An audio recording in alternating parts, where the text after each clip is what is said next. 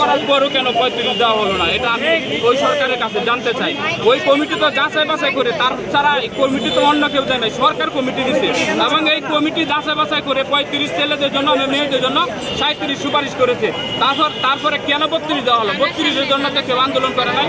কতিপয় কোনো মানুষের সুপারিশে 32 আমরা তীব্রভাবে ঘৃণা করি, তাই আমাদেরকে 35 দিতে হবে, 35 বাস্তবায়ন করতে হবে, আর না হয় আমরা উন্মুক্ত হওয়ার জন্য মাঠে নামবো সবাই। তখন সরকার কিন্তু আরো কুণ্ঠাসায় পড়ে যাবে। তাই সরকারের কাছে বিনীত অনুরোধ, আপনি যদি সত্যিকার অর্থে রাষ্ট্র সংস্কার করতে চান এবং রাষ্ট্রের ভালো চান এবং 35 সকল ছাত্রদের মঙ্গল চান, তাহলে 35 অতি দ্রুত বাস্তবায়ন করে প্রজ্ঞাপন দিয়ে আমাদেরকে পড়ার টেবিলে ফিরে যাওয়ার সুযোগ দেন।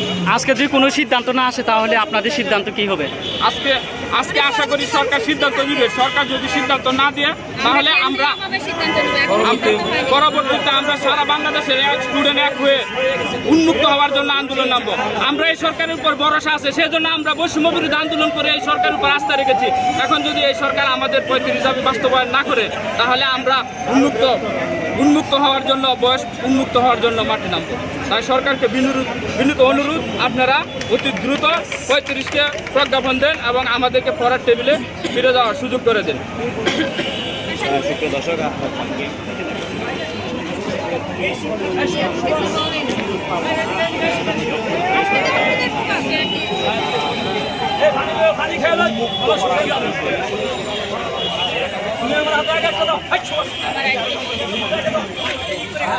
আমি কইলে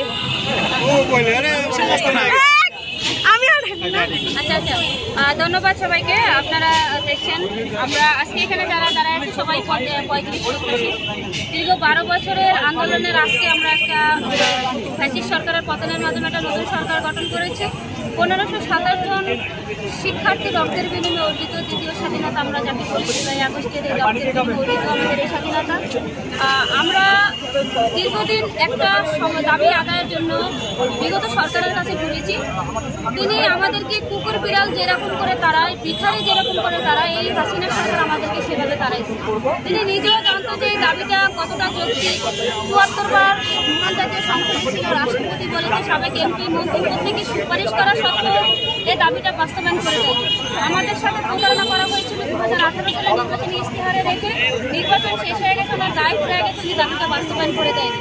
এভাবে করে 12 বছর উনি প্রতারণা করার পর যখন আমাদের মনে হয়েছে যে সরকার পরিবর্তন হলে, নতুন সরকার গঠন হলে আমরা অবশ্যই নতুন সরকার আমাদের এই দাবিটা মেনে নেবে, ঠিক 5 আগস্টের সরকার পতনের মাধ্যমে যেহেতু নতুন সরকার গঠন হয়েছে এবং অন্তর্বর্তীকালীন সরকার গঠন হয়েছে, অন্তর্বর্তীকালীন সরকার যারা উপদেষ্টাগণ আছেন প্রত্যেকেই এডুকেটেড এবং প্রত্যেকেই ইন্টারন্যাশনাল পার্সন। আমাদের ডক্টর ইউনূস স্যার একজন ইন্টারন্যাশনাল ব্যক্তিত্ব, যিনি 162টা দেশের ভিতরে প্রায় 140টা দেশের ভিতরে তিনি সুনাম অর্জন করেছেন এবং তার উপরে